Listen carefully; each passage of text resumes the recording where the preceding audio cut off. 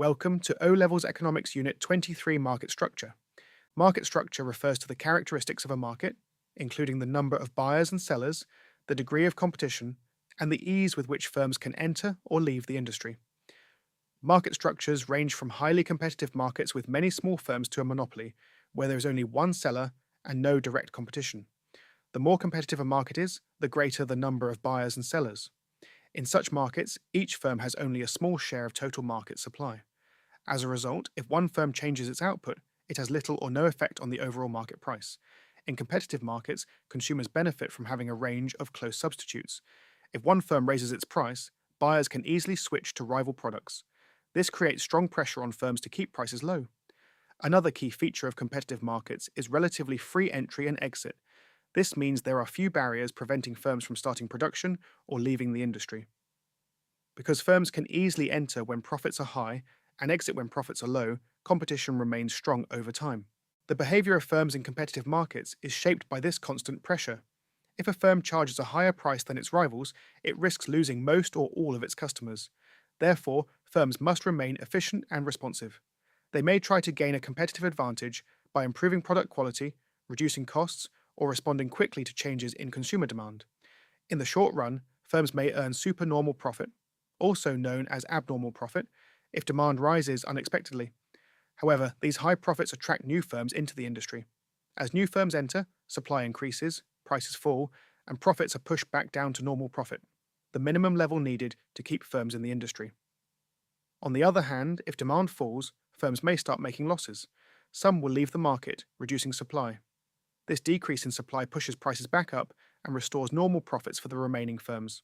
Therefore, in the long run, competitive markets tend to result in firms earning only normal profit. The performance of competitive markets is generally associated with high efficiency. Firms have both an incentive and a threat encouraging them to operate efficiently. The incentive is the possibility of earning higher profits if they reduce costs or better satisfy consumer wants. The threat is that inefficient firms, those with higher costs or outdated products, will be forced out of the market. However, competition does not always guarantee the lowest possible prices.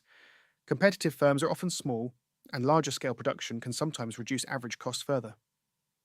Now let us turn to monopoly markets. A monopoly is usually defined as a single supplier of a product with 100% market share. This is known as a pure monopoly. Some governments use broader definitions, classifying a firm as a monopoly if it holds 25% or more of the market, and as a dominant monopoly if it controls 40%. However, in this chapter, we focus on the pure monopoly definition. A monopoly has several key characteristics. First, the firm is the industry. It is the sole supplier. Second, there are high barriers to entry and exit, which make it difficult for other firms to enter the market. Third, a monopoly is a price maker. Since it controls total market supply, changes in its output directly affect market price. Monopolies can arise in several ways. Over time, one firm may become so efficient and successful that it drives out all rivals. Mergers and takeovers can also reduce the number of firms until only one remains. In other cases, a monopoly may exist from the start. For example, a firm may own all key natural resources, such as gold mines in a country. A government may grant exclusive rights to supply a product, making it illegal for competitors to enter. Patents can also create monopolies by legally protecting a firm's invention. Monopolies continue to exist because of barriers to entry and exit. Legal barriers, such as patents or government regulations, can prevent new firms from entering. Economies of scale can also act as a barrier. If a monopoly produces on a large scale and benefits from low unit costs, new firms producing on a smaller scale may face higher costs and be unable to compete. High setup costs, brand loyalty built through advertising, control over resources, and access to retail outlets can all discourage new entrants. Barriers to exit, such as long-term contracts or sunk costs, costs that cannot be recovered if a firm leaves the industry, may also deter firms from entering in the first place. The behavior of a monopoly differs significantly from that of a competitive firm. Because of barriers to entry, a monopoly can earn supernormal profits even in the long run. While it controls supply, it does not fully control demand. A monopoly faces a choice. It can set a price and accept the quantity consumers are willing to buy at that price, or it can choose the quantity to produce and accept the price consumers are willing to pay. Unlike a competitive firm, it cannot fix both price and quantity independently. The performance of monopolies is often criticized. Without competition, a monopoly may restrict output to raise prices, leading to higher profits but reduced consumer welfare. It may also lack the incentive to improve quality or innovate. However, monopolies are not always inefficient. If a monopoly operates on a large scale, it may achieve lower average costs than several small competing firms. In some industries, such as rail transport, having multiple firms duplicate infrastructure would be wasteful and inefficient. In such cases, a monopoly, often called a natural monopoly, may be more efficient.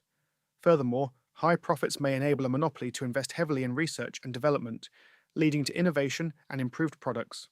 Finally, the number of monopolies that exist depends on how markets are defined. If the market is defined narrowly, for example, a single food shop in a small housing estate, it may appear to be a monopoly. However, if the market is defined more broadly, such as the entire town's food retail sector, there may be many competing firms. Therefore, defining the market accurately is crucial when analysing market structure. Thanks for watching.